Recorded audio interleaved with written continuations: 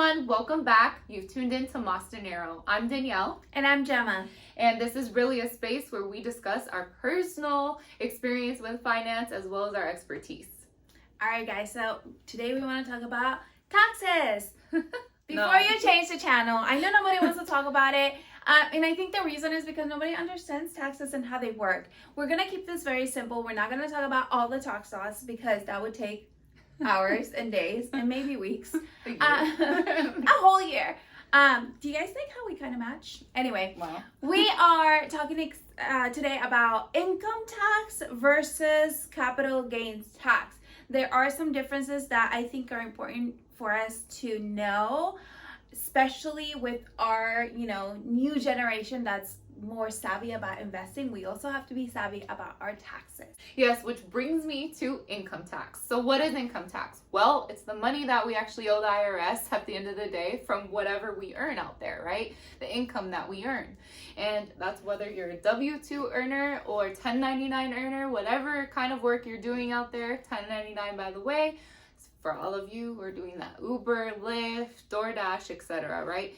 So what happens in differences from your W-2 earning type job is that the taxes are actually withheld each check, right? But when you're paid as a 1099 earner, independent contractor, that's not accounted for. So that's all on you. You have to come up with the money the following year when you go to file and owe the IRS big chunk if you're making pretty good money, which I know a lot of you are out there. So income tax is really simple. There's a breakdown of brackets you fall under for the different tax percentages that you would owe. You can go check on irs.gov to see which tax bracket essentially you fall under. Yeah, so one tip when it comes to income tax is that you want to save a percentage of the money that you're making on a monthly basis towards taxes. That way, at the end of the year, you don't have to pay a ton of money that you don't have because you spent it all. So that's a lesson I learned the hard way. One of the things I do is I put aside about 20% of my income, even though it may be lower at the end of the year, it may be even higher, but I just put aside about 20%. That way, when it's tax time, I can just take care of it. The money's there. I don't have to stress over how to come up with the money later. I think that's a good rule of thumb, and it's a good suggestion to kind of just round up, right? Yeah. Better safe than sorry. Yeah. So obviously there are some different brackets like she mentioned where we all fall and they're going to be different. Income tax is pretty straightforward. It's pretty easy to understand. But the reason we wanted to talk about income tax versus capital gains tax is because I was on a hike once with a friend and I overheard somebody's conversation. And this young guy was talking about cryptocurrency and all the money he made in crypto, and he was super excited. And he also said, but what I couldn't believe is that I ended up paying like $1,000 in taxes.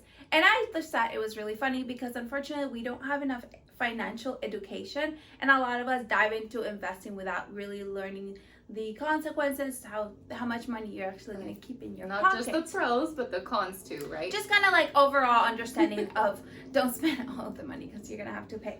So capital gains tax, what the heck is that? So capital gains falls into two sides. One is short term and the other one is long term. So basically anything whenever you invest, and it's not in our retirement account, and your money grows, then we have to pay taxes on that growth. And so if it's a short term, meaning you held the asset, or let's say in this case a stock, you bought stock and then you held it for less than 365 days, which is a year, and you sold it, then you're gonna pay short term capital gains tax. Okay, now long term is if you hold it at least 1 year or more, then you're gonna pay long-term capital gains tax. So what's the difference? So the difference is when you pay, and I'll go ahead and go over it with the board with an example so it's easier. But when you pay short-term, you're basically paying income tax on it. It's the same as if you earn that money, doing Uber or selling shampoo. It's the same. It's qualified the same way. So you just add, whatever you made from the stock to your income, and then that's the total, and that's gonna get taxed as a normal income tax. Oh, so that could put me at a higher tax bracket. It could definitely put you at a higher tax bracket. So that's why we're talking about it, because it's so important to know. What happens is when you hold it long term, everything's different. If you hold it long term, a year or more, then you're going to be paying the taxes in a different level or brackets. Okay. So it's going to be either 0%, 50%, 15, or 20. And so what we'll do is we'll go over it with an example so that you guys can understand it a little bit better. Okay, let's see. Let's take Isabel and Eric, for example. Let's say Isabel is a stay-at-home mom, while Eric is the breadwinner and go ahead and earn $70,000 for the household. They're married, right? So if you look up irs.gov, the bracket they fall under and tax rate is going to be 12% for income tax, okay? And that's where the benefit lies, being married. Now, $5,000, let's say they decide together to just invest in the market, right? Let's go ahead and see what happens with their income and their capital gains once they invest that $5,000 short-term versus long-term. So let's talk about their short-term investment. $5,000, let's say they put into the market September 2020, okay? And they decide, well, they're gonna take the gains from their investment out in July 2021. That puts them under the 365-day mark, which falls under short-term gains, right? So now that $7,400 that they made on their investment is actually going to be added onto their earned income, okay? So it's going to keep them at the same tax bracket when you look at the irs.gov and the brackets that you would fall under. But imagine if this was more, it would push them up to a higher tax bracket, right? And they would owe more. Now, let's look at the long-term gains of this. All right, guys, so let me go over what happens if they actually hold on to the stock after a year. So same amount that they purchased in September of 2020, they don't sell it until September of 2021. At this point, this is actual stock, so we actually pull real numbers. It has gone up to $12,800, so their gain is a little bit higher because it did go up a little bit more. So what happens is they are keeping their taxable income, the $70,000 plus the $78,000, under $80,000, which means capital gains is going to be paid at 0%. So when you're married and you make combined under $80,000, you still stay at 0%.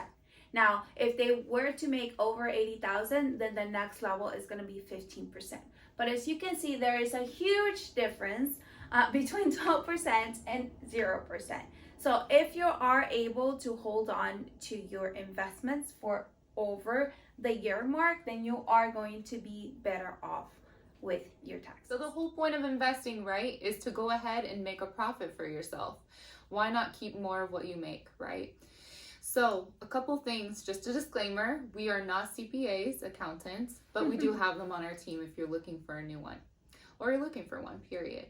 And then secondly, these numbers are hard numbers and it's year to date. So basically everything here is for this year, 2021. We just wanted to give you an example so it's a little bit easier to digest. As always, our goal is to help you make math dinero. See you next time.